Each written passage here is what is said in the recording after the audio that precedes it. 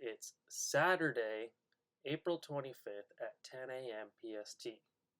So in this video, I'm going to be going over my plan going into next week, going into May and June on how I will be executing my 5 Top Step accounts and my 5 Lucid accounts in order to maintain the track of profitability going into the summer. So let's get into it, and I'm going to explain my plan. So yeah, starting off over here on Top Step, I am working with 3 to 5 accounts, only because I blew a couple on Friday. So we can see over here I have 3 evals and 3 funded accounts. These 2 are the main perfect accounts. There's been no issues with them. This one is a funded account where we can see up here at the top, I'm in an RTP program, Responsible Trader Program, which just means I have to meet a consistency now. There's $1,000 daily loss, and it's just, there's more rules. And so that also is with these 3 evals. So basically these 4 accounts have to have a consistency and $1,000 daily loss, whereas these 2 are the standard XFAs with 5 winning days of $150 or more.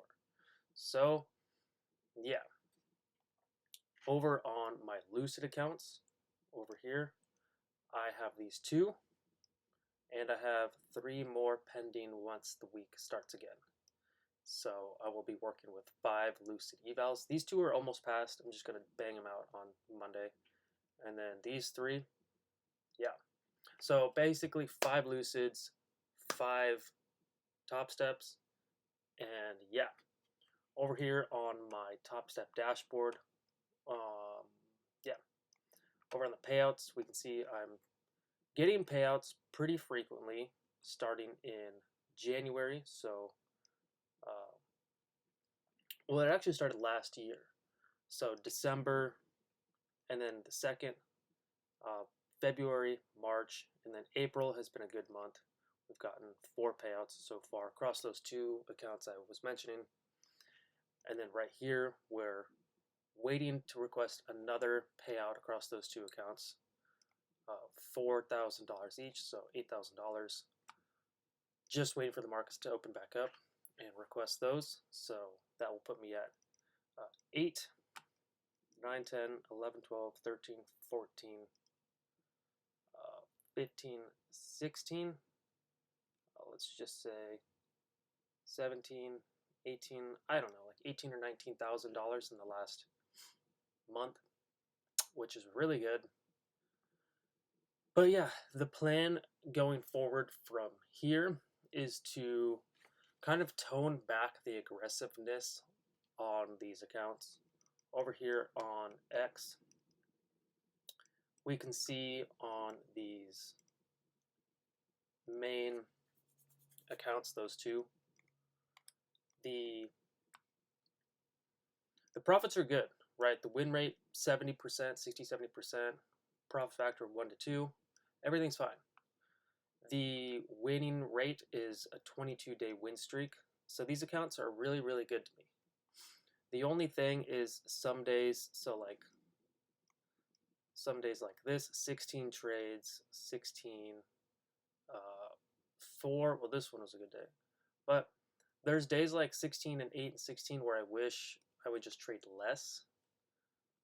Like days like this, 1 trade, 1 trade, 1 trade, 1 trade. These are really good days, 2 trades. I don't need a $4,000 day, although it is nice, but I know that on this day it was really bad. I took a winning day of $500, and then I took a huge, huge loss. It was losing in order to make back my profit. So one of the biggest issues that I need to work on and fix is accepting my losses and also accepting my wins and walking away.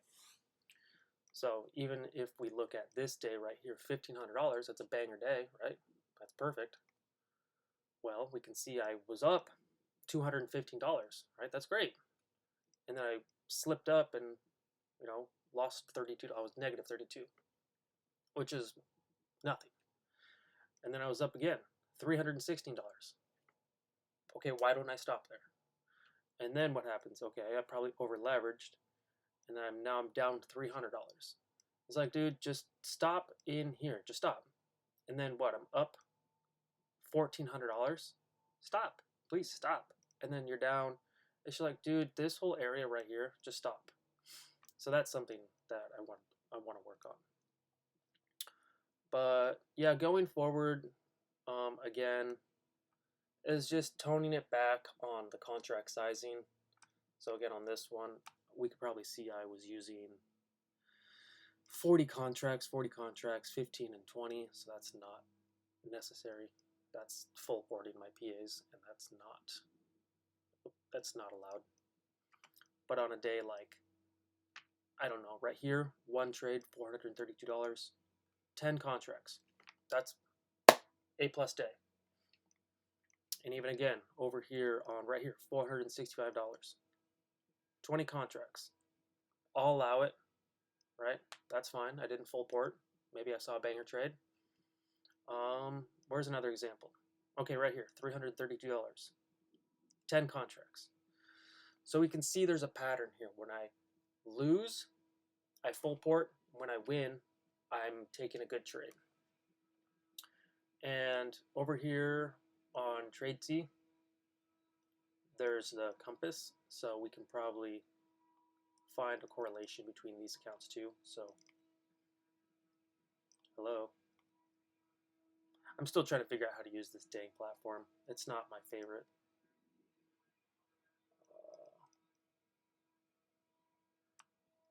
I don't know. I don't know how to use this damn thing. But going forward, I'm just trying to trade these evals right here going into Monday and Tuesday. I probably will extend this out to 2 days so I don't have to force $1,500 in one day and potentially blow these. So I'll probably just trade like, I don't know, 15 or 20 cons on the evals, go for like $900 and then another $700 or whatever. And then, yeah, with this one right here, since it's on a $1,000 DLL with a 40% consistency, I will do the same thing with 10 to 15 contracts or whatever it is, and just go for base hits of a couple $100 and just stack winning days. So that's basically all I'm going to do, is go for a couple $100 winning days, slowly build it over time, and just try to take payouts.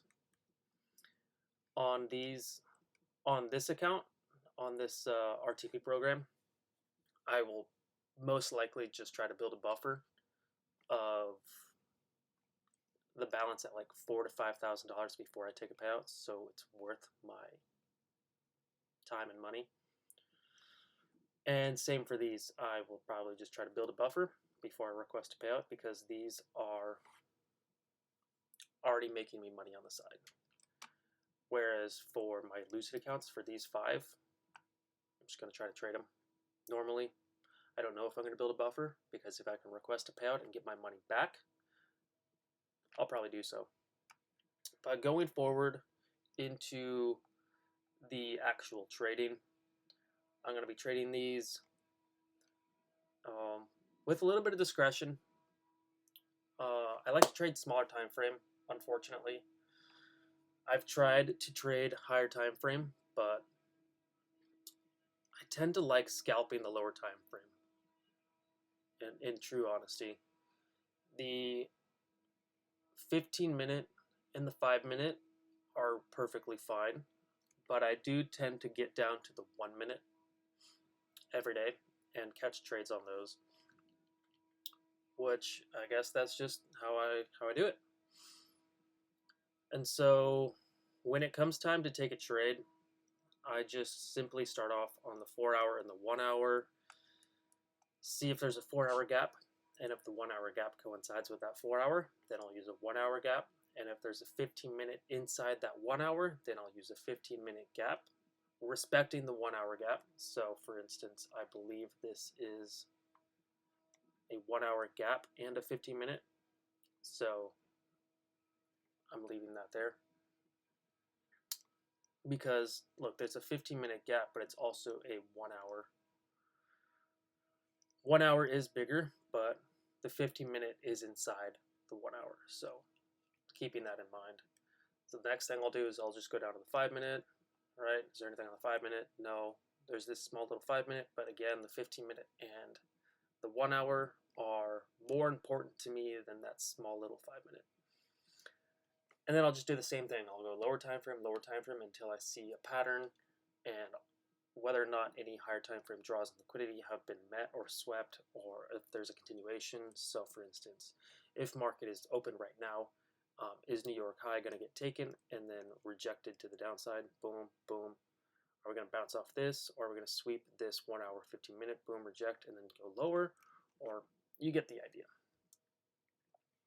Or another thing that could happen is we come all the way down here, we sweep out New York low, and we continue to go up, maybe reject off a gap and go higher, and there could be a gap right in here, boom, that we hit the midpoint, retrace back into it, and then we finally break out. So this would be technically a long setup right here, targeting back into the highs with the stop right below. But yeah, this is just a simpler way to trade, using higher time frame for your bias, using lower time frame for your entries, sizing correctly, going for base hits, not over leveraging, understanding how much you're okay with losing for the day, knowing that you don't need to take huge wins if you want to run with your profits trailing your stop in profits, so that way if you get stopped out, you're getting stopped out in profits. And yeah, just not really going for home run wins, because that's not profitable over time. Because if you're going for home run wins, one of those times you're going to lose a lot, especially if you lose, go on tilt, over leverage, and lose again. That's just asking for a blown account. But yeah, going forward into next week, May and June, I'm simply going to try to de-risk, lower the contract sizes, go for base hits, try to only take 1 to 3 trades a day, and simply walk away if I do take a loss, if I meet the daily loss of $400. And yeah, try to play the long game, because if I've already had, quite a good month of $15,000 to $20,000 and progressing forward, obtaining more PA accounts, I don't need to continue trading super aggressively. That's not the goal here. The goal is to trade small, go for base hits, and if you can continue to hit base hits day after day after day, next thing you know, you're gonna get payouts. It's just having discipline, having patience for a good setup, understanding that not every trade is going to be a win, and knowing how much you're okay with losing on the day. So with that being said, I figured let me go over these few things real quick, and then I'll let you guys go. So the plan right here is everything I basically went over. It's to have smaller size, going for simple wins, grow the accounts gradually over time, strict daily lockout of a daily loss of $450, and don't overtrade thinking you'll end the day green every day. Take your win or loss and move on. Right? Simple rules, nothing crazy. Just follow the things you've told yourself you're going to do and move on with the day. With that being said, I'm going to end the video here. If you've made it to the end, leave a like, drop a comment, and subscribe. And I'll catch you guys next week. Deuce.